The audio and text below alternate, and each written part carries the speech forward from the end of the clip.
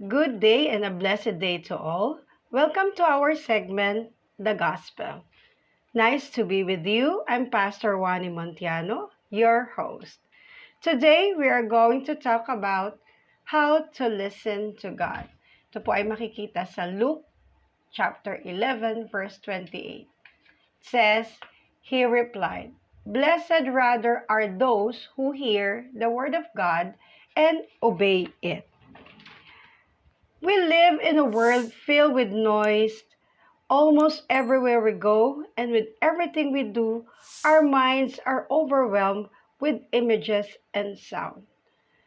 Marami po tayong nakikita, marami po tayong naririnig, at isa yun sa nagpapagulo ng ating mga kaisipan. Minsan, we cannot seek peace sa ating paligid kasi nga ang paligid natin ay maingay, magulo. But seeking a quiet place to spend with God is not easy. Totoo yun. Hindi siya madaling makahanap kahit po sa loob ng ating tahanan, lalo na pag wala tayong sariling kwarto, hindi tayo makakuha ng quiet place with God. But it can be done. Totoo po yun. Magagawa naman natin kung hahangarin natin magkaroon tayo ng katahimikang oras para sa ating Panginoon. In 1 Samuel chapter 3 verse 2 to 14, this verse told us about how God called Samuel and whom he is with. Ito, kasama po niya dito si Eli. So, doon po sa verse na yon, tinatawag si Samuel ng ating Panginoon. Akala niya nung una, si Eli ang tumatawag sa kanya. Nung bandang huli, sabi ni Eli, kapag nakarinig siyang muli, siya ay tumugon at ito ay kanyang pakinggan. So, kay Eli, nakinig siya because Eli is his mentor. So, siya yung kasunod ni Eli. Kaya dapat sa ating mga leader ng church, nakikinig din po tayo kasi yun ay ibinigay sa atin ng Panginoon to guide us. Hallelujah. This all came about because Samuel was obedient to Eli's instruction and to God's calling. And most importantly, he was ready to respond when God called him again. We need to be in tune with God so that we're ready when He calls. Totoo yun. Kaya lagi natin pakinggan ang tinig ng Panginoon. But in order to hear what God is saying to us, we have to learn to listen. Makinig po tayo sa mga sinasabi ng Panginoon sa atin. Huwag po tayong magkaroon ng sarili nating haka-haka tungkol sa kanyang mga salita. Pag-aralan po natin sa pakikinig, paano natin mapapakinggan ng Panginoon sa pamamagitan ng pagbabasa ng kanyang mga salita. Sa salita niya, doon pa lang, nakakapakinig na tayo, parang inimagine natin, nagsasalita siya sa atin. So, if we read the Word of God, that is one way of saying that you are listening to God. Kapag nababasa po natin at nauunawaan natin, di ba pag nakikinig tayo, nauunawaan natin, the same as if we read the Word of God, we listen to Him. And the most important thing is, we obey what He is saying. If you take all the letters in the word listen, you also have the letters for the word silent. It is hard to tune out the voices of others, the constant demands to do more and be more, but silence helps us hear God's voice. Okay. Napakahirap po na mapakinggan natin lahat ng bagay. Iba-iba ang naririnig natin. Marami tayong naririnig na kung ano-ano. Pero kapag tayo ay merong quiet time, tahimik tayo, doon natin maririnig ang pagsasalita ng Diyos sa ating buhay. Silence is the difference between sight and insight. Silence is the difference between happiness and joy. Silence is the difference between fear and fault. If you want to hear the heart of God, silence is key. If you want the Spirit of God to fill you, be still. Okay. Sabi nga po, manahimik.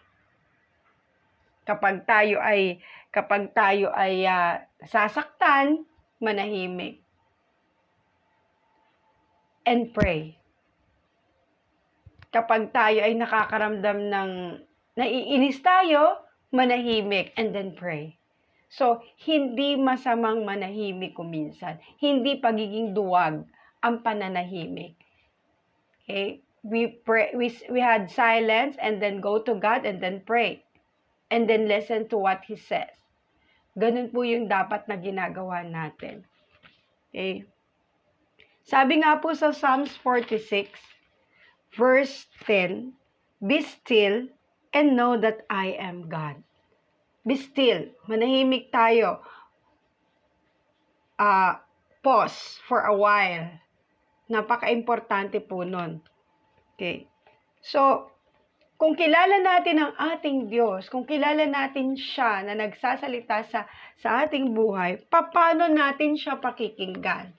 Kung kilala mo yung taong nagsasalita, paano ka makinig? Okay, number 1, we must be intentional in our focus, which means that our time and calendar must reflect our heart's desire. Ulitin ko po, we must be intentional on our focus, which means that our time and calendar must reflect our hearts. This means setting a regular time each day to get alone with God. This can be at home or on your walk, in your car, in the morning or evening, or whatever works best for you. Find ways to eliminate the distraction. Totoo po yan. Sabi po sa Jeremiah 29:13, you seek me and find me when you seek me with all your heart. So you seek Him with all our hearts. Kayo po ang nakakabatid, kayo po kung kilala nyo ang Panginoon, you seek Him with all your hearts. Kasi napakahalaga sa Panginoon ang ating puso. Okay? Yun ang kanyang tinitingnan. Number 2, we must listen with an open heart and attitude. Okay? We must listen with an open heart and attitude. And sabi po sa Isaiah 66 verse 2, my hands have made both heaven and earth. They and everything in them are mine. I, the Lord, have spoken. I will bless those who have humble and contrite hearts, who tremble at my word. This means being open and receptive to God's guidance and instruction and being willing to obey. Diba? Magpakumbaba tayo. Gusto niya yung may pagpapakumbaba at may takot sa kanyang mga salita. God is looking for ways to talk to you, and you will be encouraged to see how He brings favor when you bring an attitude of surrender rather than selfishness. Anong sabi niya? I will bless those who have humbled and contrite hearts, who tremble at my words. Gusto niya po yung may attitude po tayo na we surrendered our life to Him, our wholeness, yung kabuuan ng ating buhay. Kasi doon niya makikita na talagang mahal mo siya, na kaya mong ibigay ang lahat para sa iyo. Di ba? An open heart and an attitude towards God. Yun po yung hinihingi ng Lord sa atin para po marinig natin siya. Number 3, we must trust God as has a message that is personal for our provision, protection, and purpose. Magtiwala daw tayo sa Diyos, sa kanyang mga sinasabi sa atin, na personal niyang sinasabi sa atin. Saan? Sa mga provision niya, sa protection niya sa atin, at kung ano yung purpose natin, o yung kung bakit tayo nandito, kung bakit niya tayo tinawag. Sabi po sa Isaiah 41 verse 10, "So do not fear, for I am with you. Do not be dismayed, for I am your God. I will strengthen you and help you, and I will uphold you with righteous right hand." So, wag po tayong matatakot. Lahat po ng pangangailangan natin, ibibigay niya. Kung kinakailangan po natin ng protection, ibibigay niya po yan sa atin. This means trusting God during both difficult times as well as joyous or rewarding times. We must realize that God's love to us and is the only one who can sustain us and will provide for our every need. So, yung kanyang pag-ibig sa atin, siya lang ang makakapagbigay nun sa atin. Kaya do not be fear, for I am with you. Do not be dismayed, for I am your God. I will strengthen you and help you. I will uphold you with my righteous right hand. So, doon pa lang, palalakasin niya tayo. Diba? Huwag tayong mawawalan ng pag-asa, kasi ibibigay niya ang ating mga pangangailangan. Putting our trust in Him demonstrate a listening and willing heart and ultimately reflects our love for Him. Okay, di ba? Doon makikita yung pag-ibig natin kapag tayo ay nagtitiwala sa Kanya. So kapag naririnig natin, nalalaman natin sa Kanyang mga salita, ang Kanyang mga pangako, ilagay natin ang tiwala natin sa Kanya. Dahil doon, ipinapakita natin, kapag tayo ay may tiwala sa Diyos, ipinapakita natin na tayo ay nakikinig sa Kanya, na may willing heart, na yung puso natin ay tunay na nakikinig sa Kanya. Okay?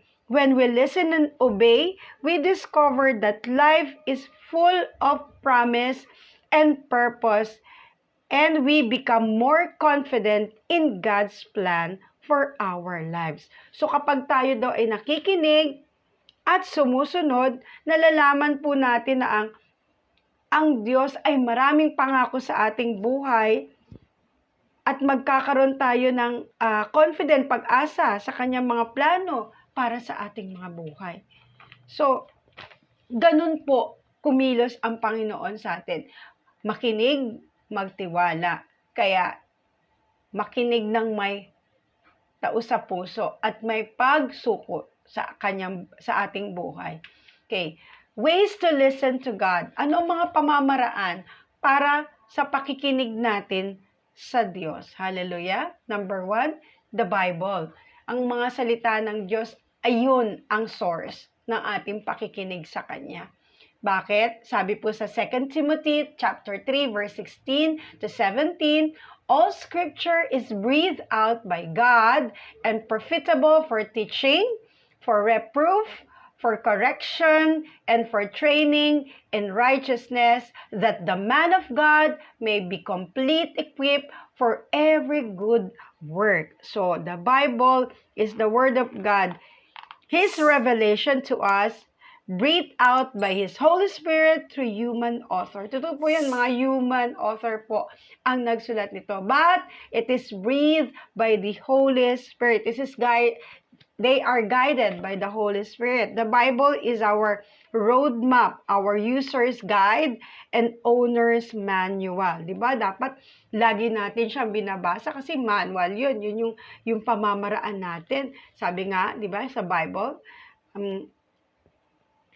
na makinig tayo sa mga salita ng Diyos dahil yun ang nagbibigay buhay para sa atin. Okay. Reading and studying the Bible helps us to know the will and ways of God and to know what is and what isn't the will of God. Sa Biblia, nalalaman po natin ang kalooban ng Diyos. Nalalaman natin kung ano ang mga ninanais niya at ang mga ayaw niya. Ngunit kapatid, may isa akong katanungan.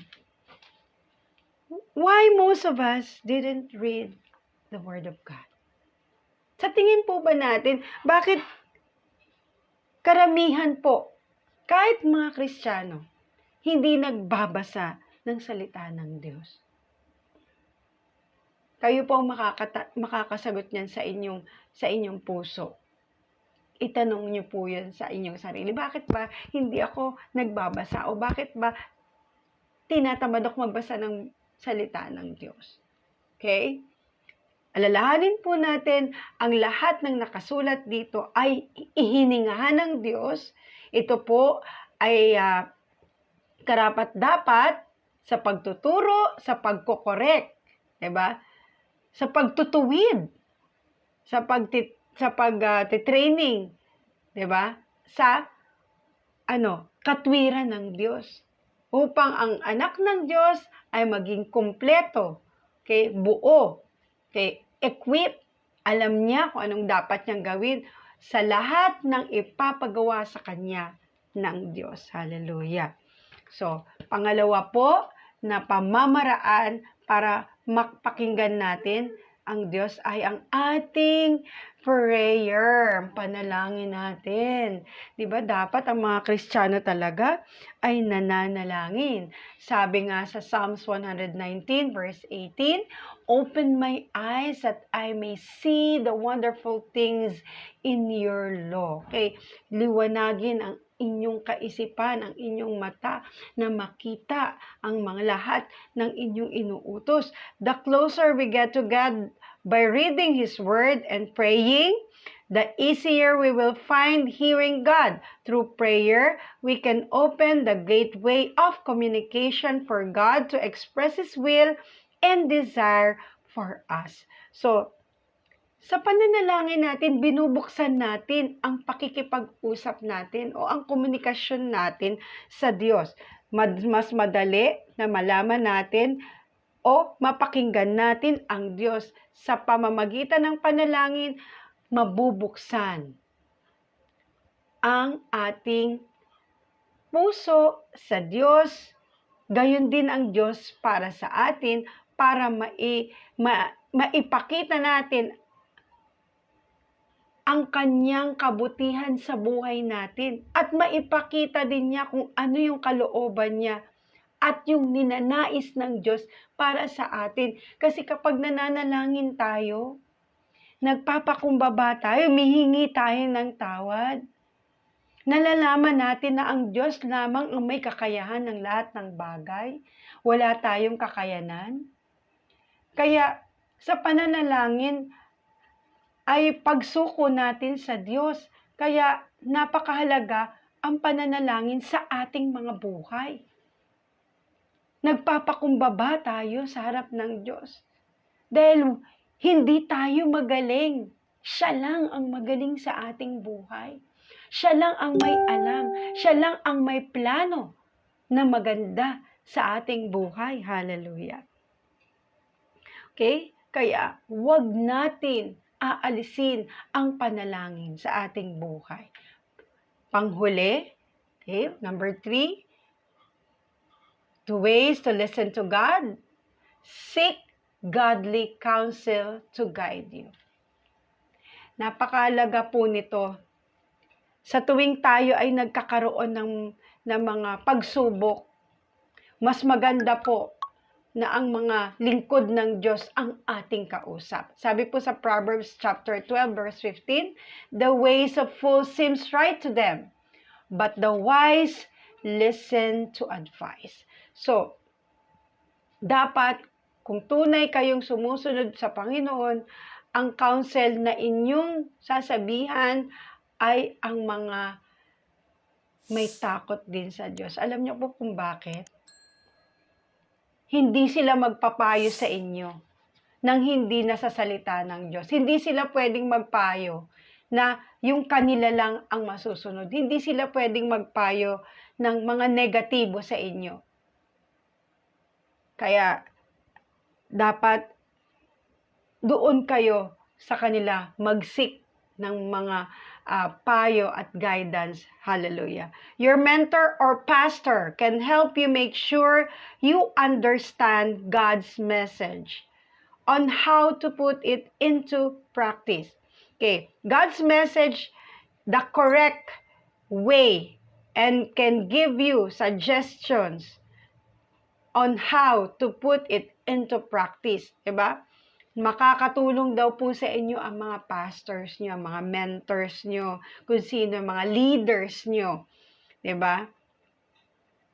Yun nga lang, you have to understand God's message. You have to understand God's message. Maunawaan mo kung ano yung minimensahe ng salita ng Diyos sa'yo. Yung tama. Para makakabigay sila ng mga suggestion sa'yo. Pag humingi po tayo ng payo, matuto tayong makinig. Huwag po yung sarili nating feeling, kung ano yung nararamdaman natin, hindi po tayo sa feeling nakabase po tayo sa salita ng Diyos. So, yung mga pastors natin, mga mentors natin, they are prayerful, godly person. Nananalangin yan sa inyo, nananalangin yan sa buong congregation, nananalangin yan sa mga ministry ng bawat churches. Kaya, those guidance na ibibigay niya sa inyo, papakinggan ninyo. Okay, hallelujah. God's purpose for our lives is not only to have eternal life and enjoy the peace of God, but also to have a relationship with Him right now. We need to take our own initiative and seek Him with all our hearts. We may not hear God's audible voice like Samuel or Moses, but we can be assured that God will communicate with us His will, His desire, and His plans for us when we diligently seek Him and follow His direction and listen to His voice.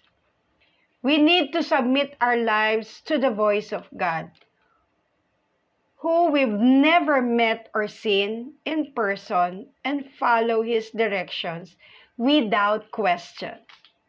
And don't forget this, the cross truly is the way home. Maraming salamat po sa gabing ito. Meron po akong isang katanungan sa inyo. Marami pong nagsasabing Kristiyano na kilala sila ng Diyos. Kilala sila ng Panginoon, kilala kung ano yung mga ginagawa nila para sa Lord, ginagawa nila sa iba, kilala sila. Yes, kilala tayo ng Panginoon. But the big question is, do you know God well? Kilala ba natin ang totoong Diyos sa buhay natin? Kasi hindi natin siya maririnig, hindi natin mauunawaan ang kanyang sinasabi sa ating buhay kung hindi natin siya kilala. Like Samuel to Eli, kilalang kilala niya si Eli, kaya siya nakinig. The same as with God in our lives. Hindi natin siya nakikita Hindi natin siya naririnig. Kaya ang tanong, kilala mo nga ba siya? Kilala mo nga ba ang kanyang tinig na sa iyo ay nagsasalita sa pamamagitan ng mga salita niya? Yun po ang magandang katanungan. Kayo po ang makakasagot. Kaya maraming salamat sa pakikinig sa susunod na topic naman namin. Nawa po ay muli namin kayong makasama at makapakinig po sa aming magandang balita. So this is the gospel and good day to all. God bless you all.